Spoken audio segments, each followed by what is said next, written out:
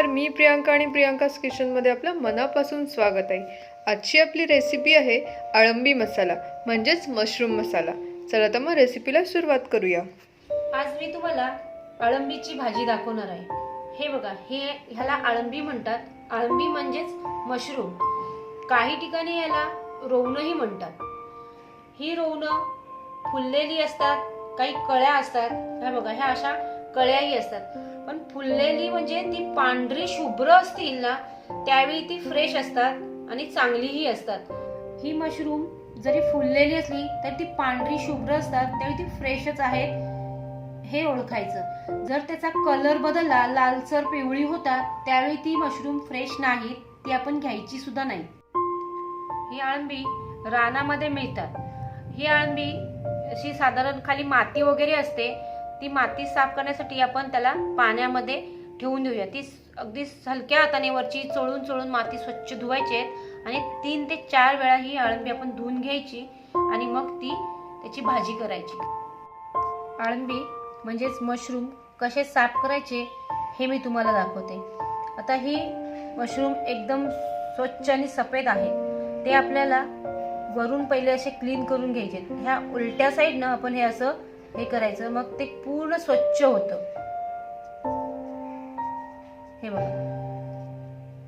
कारण ह्याला माती जास्त असते, हे रानामध्ये असल्यामुळे माती असते, त्यामुळे हे पहिलं आधी स्वच्छ करणं फार गरजेचं आहे। हे बघा, हे असं पूर्ण ते सगळं निघून येतंय, हे असं सगळं काढून टाकायचं आहे। पण ते असं उलट्या साईडने केलं तरच ते निघून येतं। त्या मशरूमला मातीही असते, त्याच्यामुळे ही अशी ज्यावेळी आपण उलटी करतो त्यावेळी ती हे बघा अशी पूर्ण माती निघून येते। हे स्वच्छ करणं फार गरजेचं आहे आपल्याला। हे बघा, हे असं हे केल्याने पूर्ण हे स्वच्छ झालं आहे। त्यानंतर ते आपल्याला काढून घ्यायचं आहे।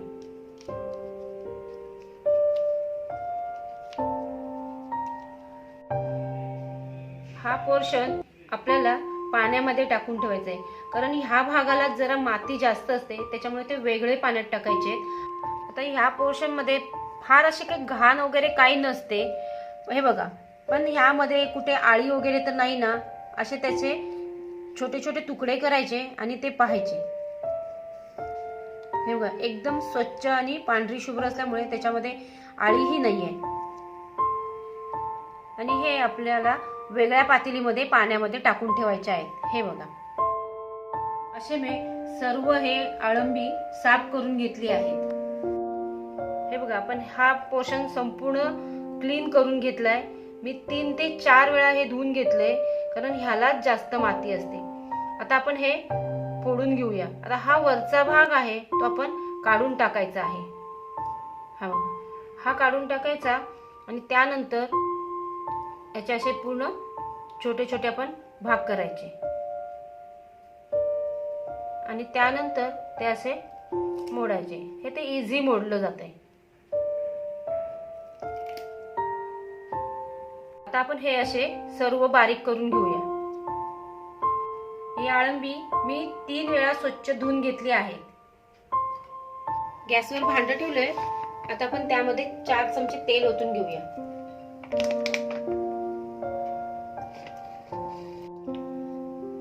तेल तापलंय, त्यामध्ये 8 ते 10 पाकळ्या लसणाच्या घालते।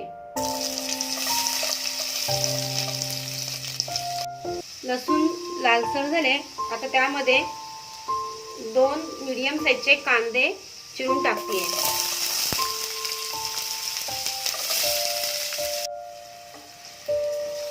कांदा पहा परतून घेऊया।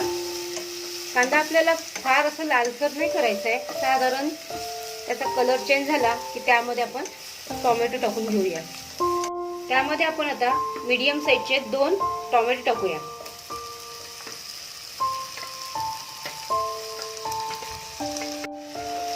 टोमॅटो आपण आता हा चांगला परतून घेऊया।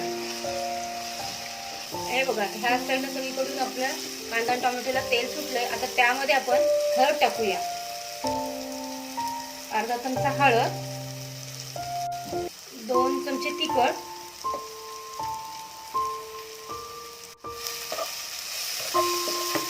हे हे चांगलं आपण आता परतून घेऊया. आता त्यामध्ये आपल्याला मशरूम टाकायचे आहेत.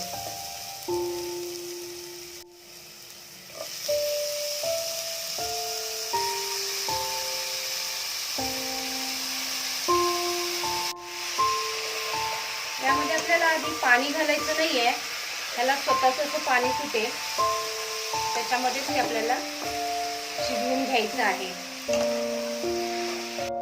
हे बघा, त्याला स्वतःच असं किती पाणी सुटलंय. तर त्यावर पण झाकण ठेवून शिजवून घेऊया. हे बघा, हे 2 मिनिटांमध्ये छानपैकी असे मशरूम आळले आहेत. आता आपण त्याच्यामध्ये कांदा खोबऱ्याचं वाटण टाकणार आहोत. इथे मी 1 कांदा, अर्धी वाटी खोबरं आणि लसूण असं भाजून घेतलंय आणि त्याचं वाटण केलंय. त्याच्यामध्ये आपण हे भाजकं वाटण टाकून घेऊया. भाजकं वाटण जर तुम्हाला डिटेलमध्ये पाहायचं असेल तर त्याची रेसिपी सुद्धा मी शेअर केली आहे, तर तो तुम्ही व्हिडिओ नक्की पहा. त्यामध्ये मी अजिबात पाणी टाकलं नाहीये, त्याचंच पाणी सुटलंय. त्यामध्ये बघा हे छान असं शिजलंय. त्यानंतर आता मी त्यामध्ये घरचा गरम मसाला टाकते. 1 चमचा गरम मसाला टाकलाय. त्यानंतर मी आता 1 चमचा मीठ टाकून घेते. त्यानंतर मी आता त्यामध्ये 1 कोकम त्याचे 2 तुकडे करून टाकलेत. आता हे आपण परतून घेऊया. आता त्यामध्ये आपण वाटण वगैरे सगळं टाकलंय, ते निदान 2 मिनिटं तरी शिजण्यासाठी आपण त्याच्यामध्ये 1 अर्धा कप पाणी ओतून घेऊया. हे आपल्याला अशी पातळ करायची नाहीयेत, अशी सुकीसर भाजीसारखीच करायची आहेत. ह्याची टेस्ट अगदी मटणासारखीच लागते. ऍक्च्युली तयार केलेली मशरूम आणि रानामधली मिळणारी मशरूम ह्याच्यामध्ये खूप फरक असतो. रानामधल्या मशरूम मध्ये फार पौष्टिकता असते आणि ती आपण खाल्लीच पाहिजेत. हे बघा, आपले हे मशरूम छानपैकी तयार झाले आहेत. आता आपण त्याच्यामध्ये कोथिंबीर टाकून घेऊया.